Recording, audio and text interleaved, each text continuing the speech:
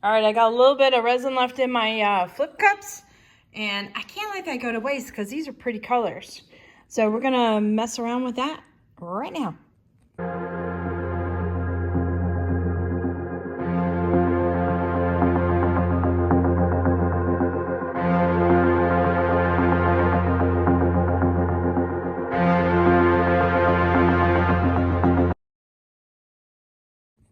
Howdy, howdy, this is Clara Lawrence. Okay, you guys know I don't like wasting resin if I can avoid it. And sometimes it's hard to predict how much resin you need for a project. Sometimes I run with some extras. So I have some things up my sleeve to use extra resin for. So I have these trusty molds that you see me use all the time. And I'm gonna work with this guy today. All right, so this mold here, I get this from the Resin Queen on Etsy. And all her molds have been awesome. It's got a very nice shiny surface. I can go and, there's a little particle in there. Get that particle out. Out. Behave.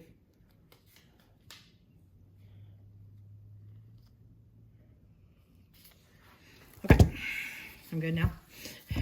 Had to see it in some light. Okay, so I have got this pigment powder from Resin, and it's a nice shimmery, kind of shifty, I want to say more of an interference kind of blue. And I'm just going to go and put a little bit on a brush and kind of dust it a little bit. And what this does is, even if I mix up colors that are from like 2 different batches, it kind of ties everything together because it's got the blue, this little blue all throughout. And I'm just going to do some, you know, messy lines in there. I'm going to hit some edges. Not a lot, but just a little bit. And I'll show you a piece that I did that before, and it really does add something. Now, definitely when I go and do this, I tap my molds, because if you have a pocket that has a lot of pigments in it, and it's like a little ball of pigments, when you go to pour your resin in there, it kind of acts like pancake dough, or, you know, batter. When you go to mix it all up, and you get that ball of flour that liquid hasn't gone into, and then you go to pour out your dough, all of a sudden you get this little dry patch. Well, that's kind of what happens with resin. So you'll get that dry patch, and you don't want that because that'll make a void of air and a sharp area. So let's see if this will move. Is it gonna move? I don't know if it's gonna move. Crud. Come on. All right, I'm gonna put a little heat in here. See if I can get this to flow.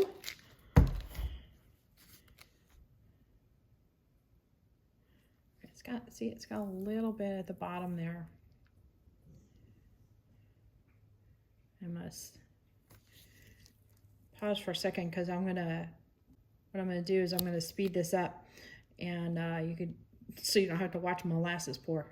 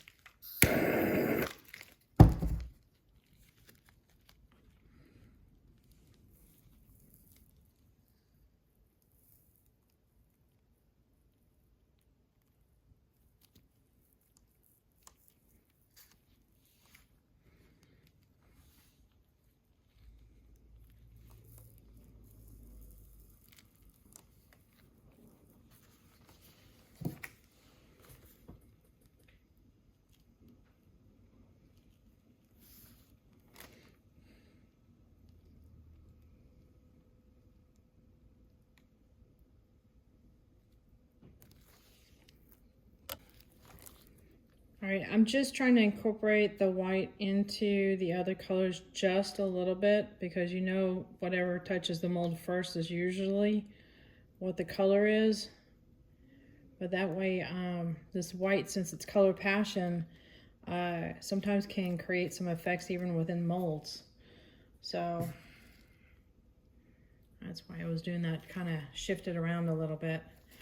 All right, be very careful on applying any heat to silicone. Sometimes it'll adhere to your resin. So I know in the past I said, no heat on the resin, or no heat on your silicone mold. And then I go and apply heat and it's like, people caught me on that. And it's like, okay, just get in, get out, be really quick about it. So you can see some things are kind of happening here. And sometimes it happens underneath as well. Sometimes it doesn't. I'm gonna do a little bit. Okay.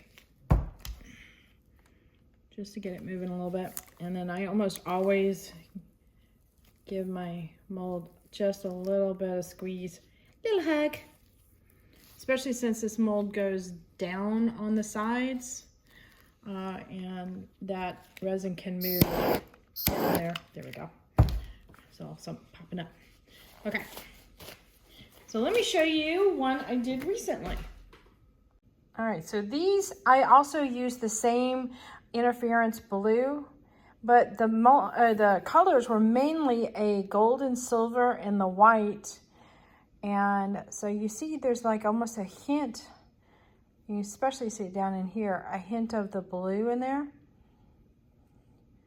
And that gives it a little extra shimmer. You can also do the same thing with the gold powder pigment, especially the bright gold does it really well. And this one you can really see it.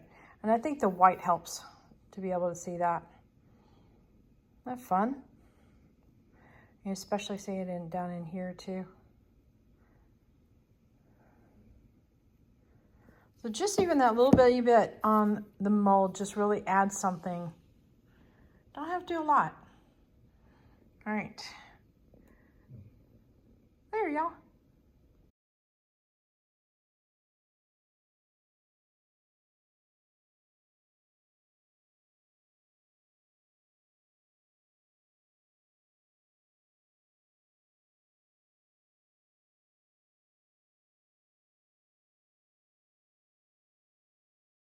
All right, hit that like button, hit the subscribe button.